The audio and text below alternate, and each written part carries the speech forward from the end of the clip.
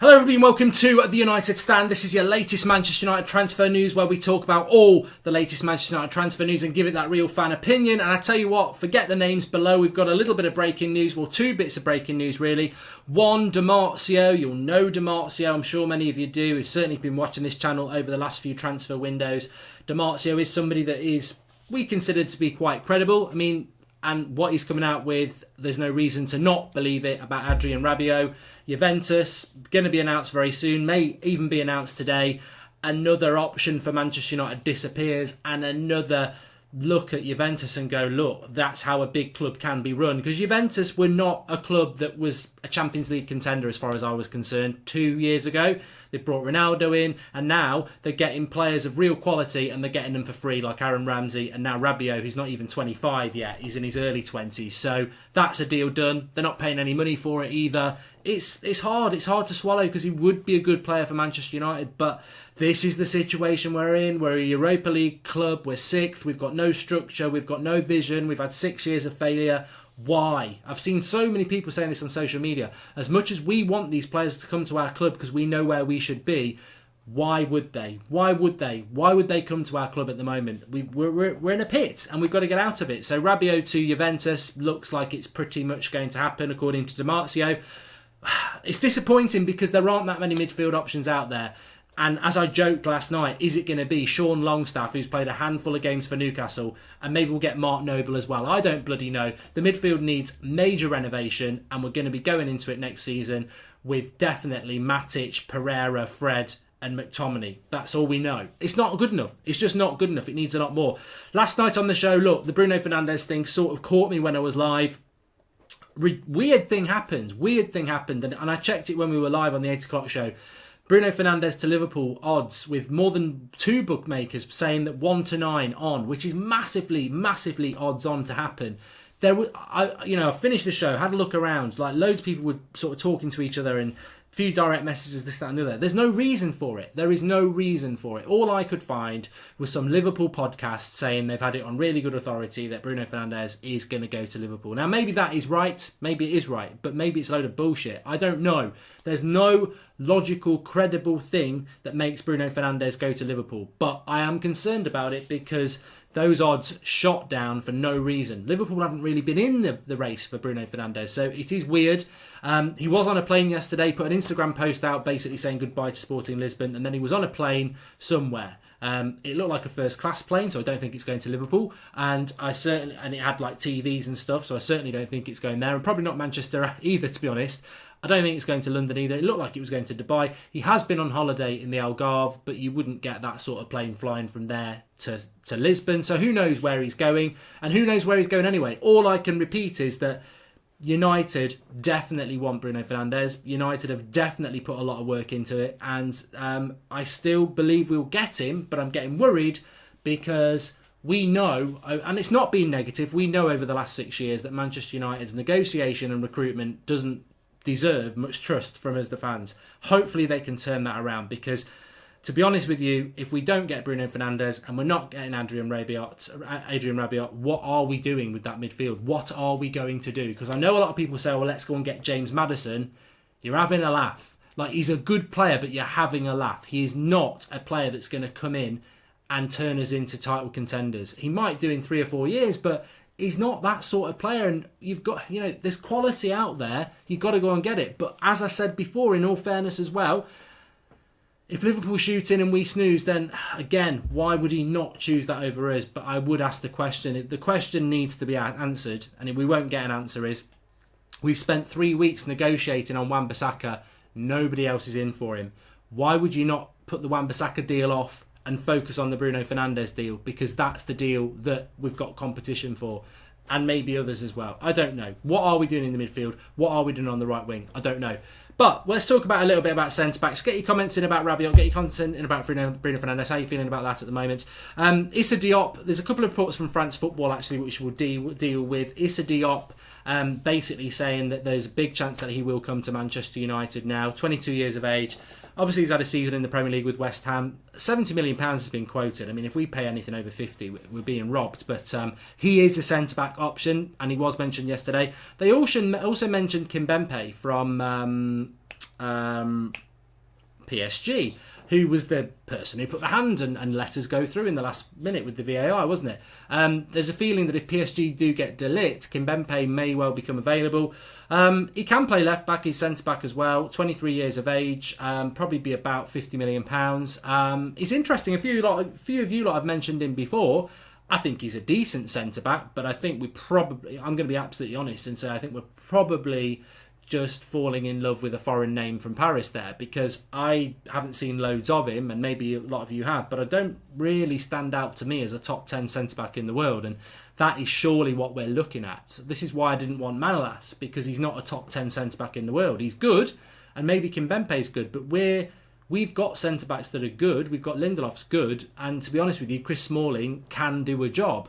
What we're looking for is one of the best centre-backs in the world, really. That's what we want. And if not, one of the 10 best centre-backs in the world, who's dominant in the air, who's a leader. And I don't think Kimpembe is that. So, again, that doesn't really excite me. And to be honest with you, maybe if we'd been talking about this in May, I would have been a little bit more optimistic. But we're getting to that point with this transfer window now, where irritability levels are going up, impatient levels are going down, and patience levels are going down, and I don't really want to be talking about Kimpembe, or, there's a 19-year-old Stuttgart centre-back, 19, Ozan Kabak, who we were linked to yesterday with Sport Witness.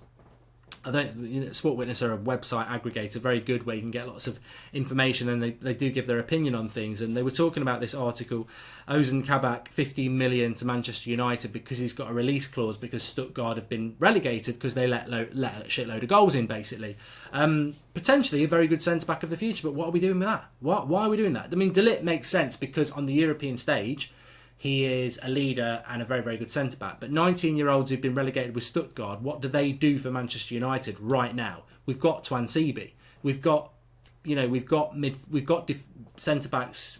We need a dominant centre-back. That's what we need. So again, if that's one for the future, great. But we need somebody for the now. That's what Manchester United need. I'm going to talk about this Neymar thing very, very quickly. Look, this doesn't come from the Sun. It doesn't come from the Mirror. It comes from, I think it was the Independent. I think I read it in the Telegraph, quoting the Independent. But they're not bad outlets. And actually, I think there's a lot of sense to this. And even though it's a nonsensical story, and I refuse to put Neymar on the thumbnail or anything like that, I think that's just silly. But Neymar for Pogba is the story, that PSG had offered Neymar as a swap for Pogba. Now, I actually think there's probably something in this. I think it's so ridiculous that it probably actually makes a lot of sense. Because if you think about it, PSG are fed up with Neymar. But Neymar's in the golden cage at PSG, whereby he probably wants to go. PSG would like to sell him. But they spent so much bringing him in. Who's going to spend that money to take him off? Because they don't want to take a loss. He's not a flop at PSG, is he? He's still a very, very good player. He's only, 27? So they spent, his value is 200 million. They can't sell him for 150. Someone's got to find at least 200 million, probably a little bit more. Who's going to do that? Who is going to do that? And apparently he's on £900,000 a week. That's double what Alexis Sanchez is on, and we all moan about that. So I think from PSG's point of view, they probably would think, look, we'll swap you Neymar for Pogba because Pogba's French. He's the big French star. We need to get rid of Neymar, and a star like Pogba would come. It's a deal that makes sense to PSG to try and get rid of Neymar, because Neymar, to be honest with you, wherever he goes, it's Neymar FC, isn't it? When he plays for Brazil, when he plays for PSG, not at Barcelona because that was Messi, but he has become Neymar FC. I wouldn't want him at United for that reason, but we can't do that deal because we cannot pay those wages anyway. So I actually think PSG probably wouldn't mind a Pogba for Neymar deal of some sorts. But for Manchester United, it's a no-go. And also, if Neymar has got any sense to him, he'd look at United and go, why? And if he did come to us, I would think, this is just Robinho 10 years ago, thinking he's joining United, going to Man City for the money. Neymar would be coming to us for the money. So I don't think it's outlandish. I don't think it's a bullshit story. I think to PSG, they probably would like to do it. But for United, it's undoable. And again, you're just buying a player because they're going to sell shirts and they're a good player, but do they fit into what the project for Manchester United is? I don't think so. So it's a bit fanciful. And it won't happen. But I can see that PSG probably would want Paul Pogba.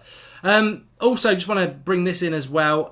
This was, I think this was in the Manchester Evening News. Remember that article I was talking about yesterday where they were saying that Manchester United are having problems signing people? No shit, Sherlock. And that they are being taken for a ride because all these clubs know that United need to sign players. So they're adding money on, basically. And, United are struggling. I don't think United need people to make it difficult for us to struggle anyway. And I really don't think United, when it comes to negotiating transfers, I don't think they could negotiate themselves out of a paper bag with a pair of scissors at the moment. I mean, we just see, I cannot get my head around how Wan-Bissaka negotiations with Crystal Palace reportedly started well over 2 weeks ago and we still haven't agreed a fee. It's ridiculous. And we will do it, but we've wasted a large proportion of this transfer window on a right back that nobody else wants. Not because he's bad, but we've just got a free run at him. And because of that, I think because we've got a free run at him, we've tried to play hardball on a player that is worth 50 million. And we've tried to get him for cheap.